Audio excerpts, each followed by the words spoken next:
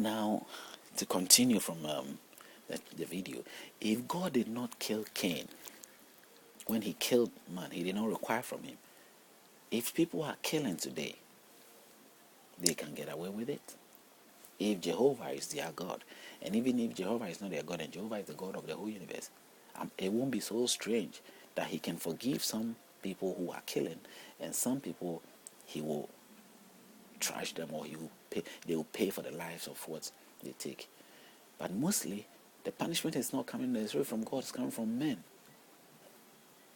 If I was to touch somebody right now, that person would definitely, take back whatever it is that I did to him. He took the life of his brother. He will make sure he killed me in the same place of what I did to his brother. It happened in the Jewish land. It's happened in the war. That's what this war and all this is about. Because even in the book of the Christian book, it's God Himself has decreed it. It's decreed by God right here in the book. So it's nothing. God has made that rule there. So it's something that coming from just people. And people have gone into this. Traditionally, we've all grown, being fed by this gradually, time by time.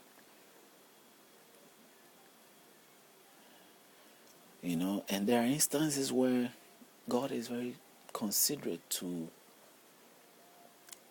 His sons, the spirits, who are really causing the issue for some reason. I don't know why. So even though the rules were made, the rules were there, even God was not really abiding by these rules much, And this is what sometimes we want to really bring out. I want to bring out to sort of reveal that the Bible is not what really we think it is.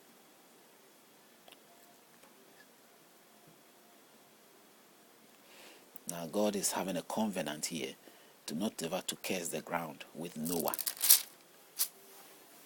After you, and with every living creature.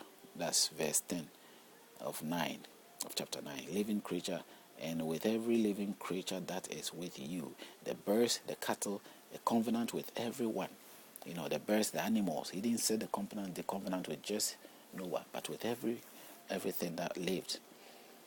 As a result, they established my covenant with you. Never again shall all flesh be cut off by the waters of the flood. Never again shall there be a flood to destroy the earth. Never again shall that be happening. At least we are rest assured God is not going to come. But here we have tsunami. But at least it doesn't kill everybody from the earth. It's just small part of the earth. So if we are to relate that to God, in the Jehovah way of interpretation, or the Christendom way of preaching, or way of faith, it is still something that can be excusable, that it is not probably God, because it didn't happen to the entire world, and still the covenant still stands. Fine, we accept that. As a result, I established my covenant with who? 12. And God said, this is the sign of the covenant which I make between me and you and every living thing. That's the rainbow. My rainbow in this cloud, it shall be. So the storyline then proved the rainbow that comes up. When you were a kid and you're being told that, you bow into it.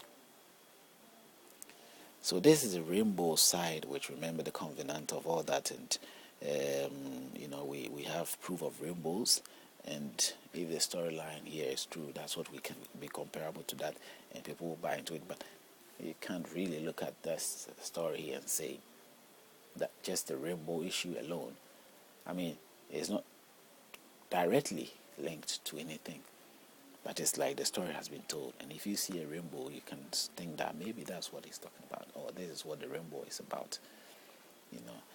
Now it's been a long time. I've never seen a rainbow for a long time. I used to see it a lot back in Africa, but I don't see it much more in here. Now the sons of Noah who went out, like Shem and all that, have their wives. These three were sons, and they went out, have their lives and all that. Noah began to be a farmer. He started getting his normal life, and Ham, the father of Cain. Now they begin to build their tribes. Ham, the father of Cain, and as it goes on, you see that all of them will be given the, revealed to us where they all will come from. And Sham also, Canaan be his servant, and that. Now we have a story here which you can look at now from verse 23. But Sham and Japheth took a garment, laid it on both their shoulders, and went backward and covered their nakedness of their father. This is two of the sons, Sham and Japheth. Their father was drunk and naked and lying down. They saw their father nakedness when he was drunk, and they covered him. Now their faces were turned away, and they did not see their father's nakedness. Noah awoke from his wine and knew what has happened. He got up from his wine and he knew what has happened. What his younger son had done to him. Then he said, "Cursed be Canaan, a servant of servants he shall be to his brethren," cursing his son for looking at his nakedness. Now it is a problem that when you look at nakedness, Noah is having an issue with nakedness, that his son will see his nakedness. I don't know whether Noah knows that his father Adam, his descendant Adam, who his descendant was very much created in nakedness. That is now becoming an issue. Blessed be the Lord God of Sham. So the two sons who covered him, he blessed them, and he cursed the younger one who. And Noah lived after the flood for 150 years, for 350 years. And so the Noah were 900, all the days of Noah were 950 years, and he died. 950 years. Could you believe the days that's given to Noah? Before that, it said that all the days of man will be 100 and something. That was stated earlier on in Genesis. But if we come on to 9 in Noah's time, Noah has lived 900 and something years. So probably his sons will live younger. So I don't know what is the truth here. When God was saying that in the times of in Genesis 6, he says, "What flesh? My spirit will not and wrestle with flesh any longer. The days shall be 100 and what? A man, the flesh, indeed, he is indeed flesh, yet his days shall be 120 years.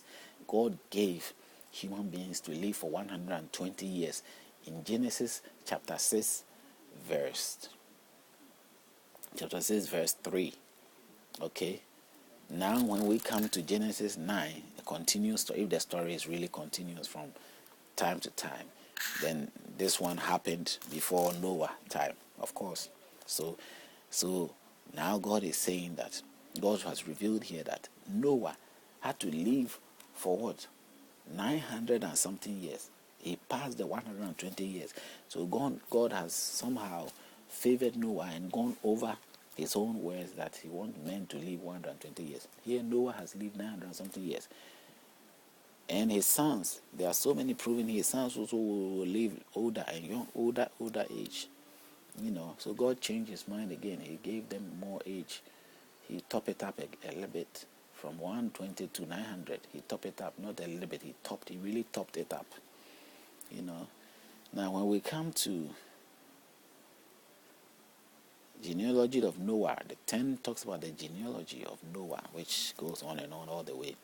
And then 11, now the whole earth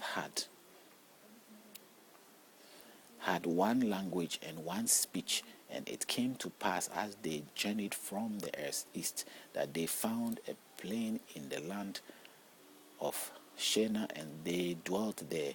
Then they said to one another, "Come, let us make bricks and bake them thoroughly." They had brick for stone, and they had asphalt for mortar.